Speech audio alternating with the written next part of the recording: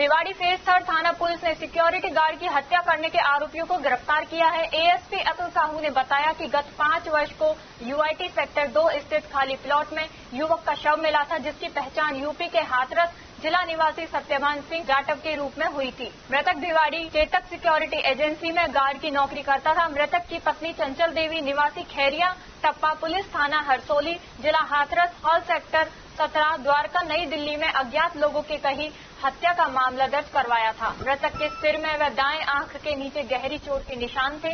Bhiwadi phase 3 थाना police ने थाना स्तर पर हेड कांस्टेबल मुकेश कुमार के नेतृत्व में टीम गठित कर वारदात को अंजाम देने वाले अज्ञात अपराधियों की तलाश शुरू की। पुलिस टीम ने घटनास्थल के आसपास के मुख्य मार्गों के सीसीटीवी कैमरे चेक किए गए और आसपास के लोगों से जानकारी प्राप्त की। सीसीटीवी फुटेज में घटनास्थल के आसपास संदिग्ध घूमते नजर आए।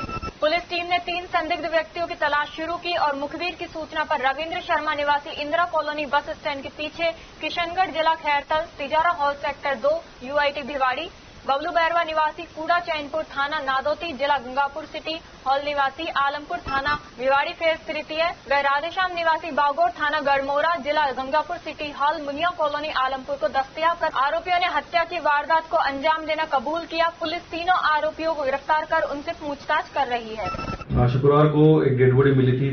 सेक्टर नंबर 2 331 नंबर प्लॉट है, वहां पर हमें मिली थी। उसके बाद श्रीमान पुलिस अधीक्षक महोदय के निर्देशन में हमने एक स्पेशल टीम का गठन किया, जिसमें CO Bhiwadi Mukesh Chaudhary, SHO Satyanarayan, sub inspector थाना यूआईटी, थाने पर मेन जो हमारी टीम में रहे मुकेश कुमार 161, कुलवीर 285 और रामवीर।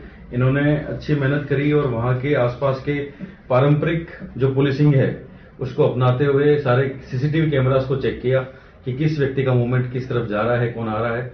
तो उन मूवमेंट को चेक करते हुए जब हमें पता चला कि यहाँ पर पड़ोस में जिसका मकान निर्माणाधीन था उसका मकान मालिक का मूवमेंट 2-3 बार रात्रि को हुआ है, तो उससे जब हमने सख्ती से पूछताछ करी तो उसने पूरा इस मामले का खुलासा किया कि उसके द्वारा, जिसका नाम है रविंद्र शर्मा सन ऑफ पुलन लाल शर्मा, जो टेंट हाउस का कार्य करता है भिवाड़ी में, जिसका ये मकान पड़ोस में ही बन रहा था, निर्माणाधीन मकान था, उसके साथ 2 लेबर बबलू बैरवा जो नादौती गंगापुर सिटी का रहने वाला है और दूसरा राधेश्याम बैरवा जो भी गढ़मोरा गंगापुर सिटी का रहने वाला है।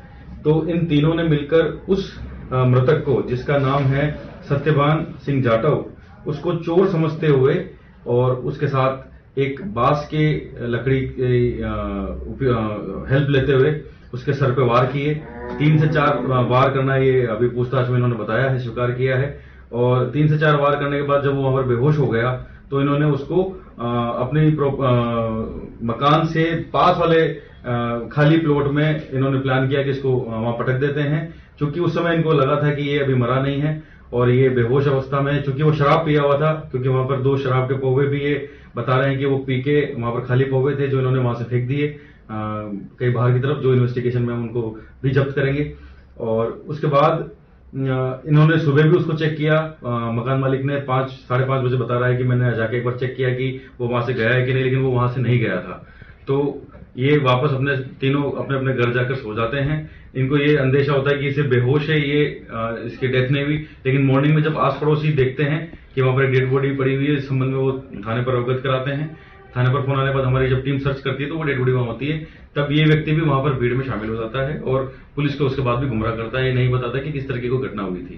तो मोटा मोटी ये 3 आरोपी हैं जिन्होंने उस व्यक्ति को, जो शराबी था, सत्यवान सिंह, शराब के नशे में इनके मकान में वहां बैठा हुआ था और उसको चोर समझकर इन्होंने उसके ऊपर बांस की लकड़ी से वार किया। काम करते हैं। जब ये घटना हुई थी तो हमारे एसपी साहब सुश्री जस्टा मैत्री ने बड़ा तुरंत निर्णय लेते हुए कहा कि आप सभी एक बार इसको मौका देखिए। हमने कई जो हमारी स्पेशल टीम्स है, जिसमें एमओबी होती है, एफएसएल टीम्स होती है, हमारी डीएसटी की टीम्स, इसके अलावा थाने पर जो हमारे उपलब्ध स्पेशल टीम्स है, उन सब की सहयोग लेते हुए साइबर सेल का भी हमने उपयोग लिया यहाँ पर। लेकिन चूंकि जो मृतक है वो मोबाइल उपयोग में नहीं लेता था, तो काफी चीजें हमारे लिए और भी कठिन हो जाती है कि हम किसी मामले को किस तरह से ट्रेस आउट करें।